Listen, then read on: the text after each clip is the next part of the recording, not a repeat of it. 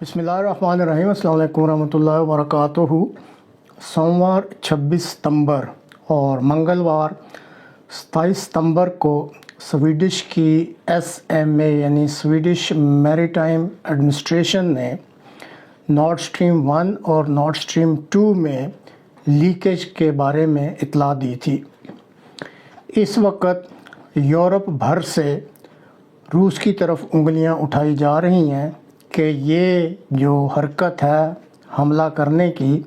ये रूस की लगती है और इस बारे में जो इल्ज़ामात की बौछार है उसमें यूक्रेन सबसे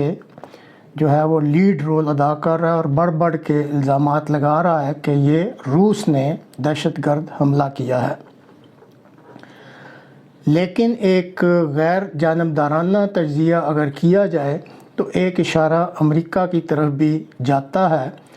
कि हो सकता है ये कार्रवाई उसने की हो, और इसके लिए जो दलाइल हैं वो मैं आपकी खिदमत में पेश करता हूँ। मैंने अपने प्रोग्राम में भी और वैसे भी जो मीडिया को फॉलो करते हैं इस चीज़ से इत्तफाक करेंगे कि इस वक्त यूरोप भर में और ख़ासकर जर्मनी में बड़ी ताकतवर आवाज़ें उभर रही हैं कि इन ममालिक के अवाम को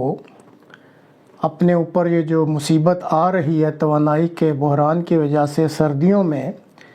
तो इस पर काबू पाने के लिए रूस के साथ तल्लुकात और माहिदों पर नज़रसानी करनी चाहिए ताकि गैस और तेल की जो दस्तयाबी है वो कम कीमत पर जो है वो उसको यकीनी बनाया जा सके या मुमकिन बनाया जा सके। और अमेरिका जो है इस वक्त इस चीज़ के सख्त ख़िलाफ़ है कि यूरोप या जर्मनी दोबारा रूस की तरफ से जो मुहैया करदा तवानाई है उसके हसूल के लिए कोई रूस से रब्ता करें या कोई मुआहदा करें। तो ये नुक्ता आप जहन में रखें कि अमेरिका इस चीज़ के सख्त ख़िलाफ़ है। दूसरा पॉइंट जो है वो मैं पेश करना चाहता हूँ कि अमेरिका इस वक्त अपनी जो LNG है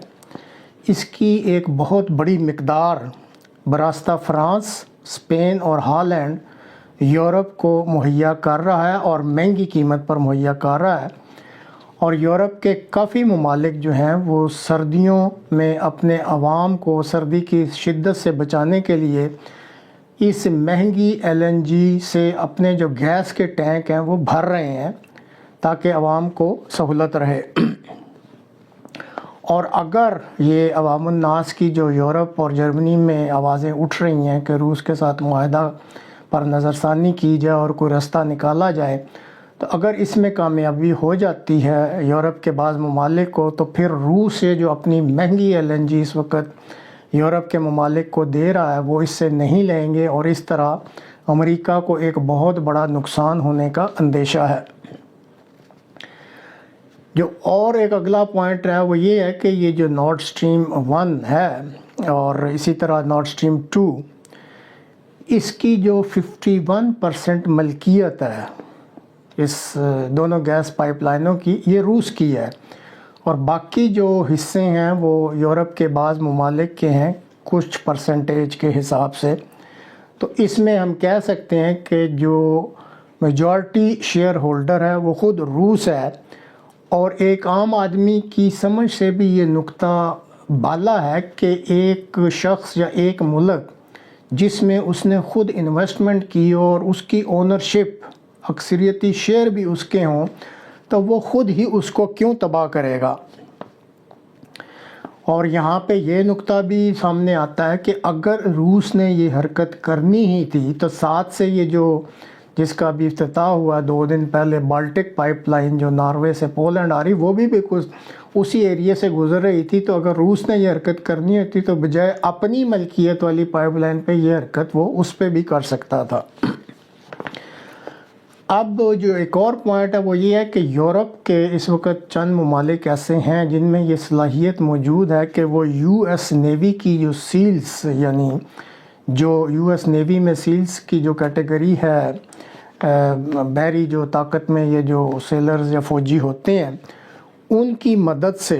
जो पानी के नीचे वो किसी भी शय को निशाना बना सकते हैं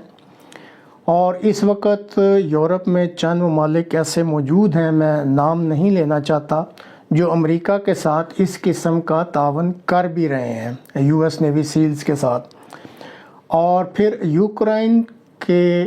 بارے میں کہ وہ امریکہ کے ساتھ اس قسم کا تعاون کر رہا ہے، اس پاسبلٹی کو بھی آپ نظر انداز نہیں کر سکتے۔ اور اس چیز کی اہمیت تب اور بھی بڑھ جاتی ہے کہ جب یہ واقعہ رونما ہوتا ہے تو فوری طور پہ سب سے پہلا ریئیکشن جو ہے وہ یوکرائن کا آتا ہے کہ جی یہ ساری حرکت جو ہے وہ روس نے کی ہے۔ تو اس سے بھی جو شک و شبہ جو ہے وہ یوکرائن کی طرف بھی جانا شروع ہو جاتا ہے کہ وہ کیوں اتنا آگے ہو کے تو سارا الزام روس پر دے رہا ہے، حالانکہ ابھی نہ کوئی تحقیق شروع ہوئی ہے اور نہ کوئی اس بارے میں حتمی نتیجہ سامنے آیا ہے۔ اب یہ جو نارڈ اسٹریم کی پائپ لائن ہے، اس میں جو سٹیل استعمال ہوا ہے اس کی جو موٹائی ہے وہ 26 سے 34 ملی میٹر تک ہے، اور اس جو پائپ لائن میں جو یہ پائپس بنائے گئے تھے اس میں 6 جو انتہائی تجربہ کار کمپنیاں ہیں، جس میں روس، یورپ اور جاپان کی کمپنیاں شامل تھیں، انہوں نے یہ پائپ لائن تیار کی تھی،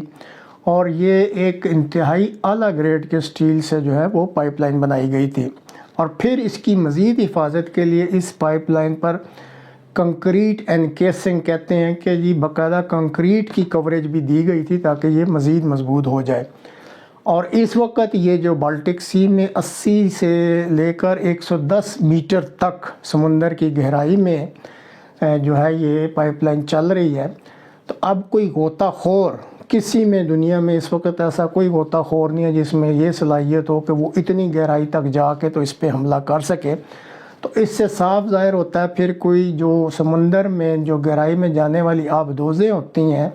ان میں سے کسی آبدوز کو استعمال کیا گیا ہے، جس کے ذریعے اس پائپ لائن پر بارودی مواد جو ہے مخصوص پوائنٹس پر وہ چپکایا گیا اور بعد میں پھر دھماکہ کر کے اس کو نقصان پہنچایا گیا ہے۔ اب سوال یہ پیدا ہوتا ہے کہ ایک ایسی آبدوز جس میں صلاحیت ہو کہ وہ سمندر میں نیچے جائے بغیر ڈیٹیکٹ ہوئے، پھر اس میں ایسے غوطہ خور موجود ہوں جو کہ بارودی مواد کو مخصوص جگہوں پر چپکائیں، اور پھر وہ جو آبدوز ہے وہ ریٹریو یا وڈرا کرے اور پھر ایک مخصوص طریقے سے یہ دھماکہ کیا جائے، تو یہ بہت بڑی صلاحیت ہے۔ اور یہ ذہن میں رکھنا چاہیے کہ اس وقت کون سے ایسے ممالک ہیں جس میں یہ ایسی صلاحیت موجود ہو سکتی ہے۔ تو جو اس وقت کے ماہرین ہیں وہ بتاتے ہیں کہ ایک امریکہ ہے جس میں یہ اس قسم کی صلاحیت جو ہر قسم کی اس قسم کا کام کرنے کے لیے اس میں موجود ہے، اور وہ کسی بھی یورپی ملک کے جو اس ایریے کے ہیں ان کے تعاون سے یہ کام کر سکتا ہے۔ اب جو دیکھنا یہ ہے کہ جو امریکہ اور اس کے حلیف ہیں اور دیگر ممالک جنہوں نے تحقیق کا بڑا پرزور مطالبہ کیا ہے، تو اب سوال یہ پیدا ہوتا ہے کہ یہ تحقیق بھی انہی ممالک نے کرنی ہے جو کہ مطالبہ کر رہے ہیں۔ تو اس بارے میں تحقیق کے نتیجے میں وہ کون سے نتائج سامنے لاتے ہیں اور اس کا حتمی طور پہ وہ کیا نتیجہ نکالتے ہیں، تو اس کا ہمیں انتظار کرنا پڑے گا۔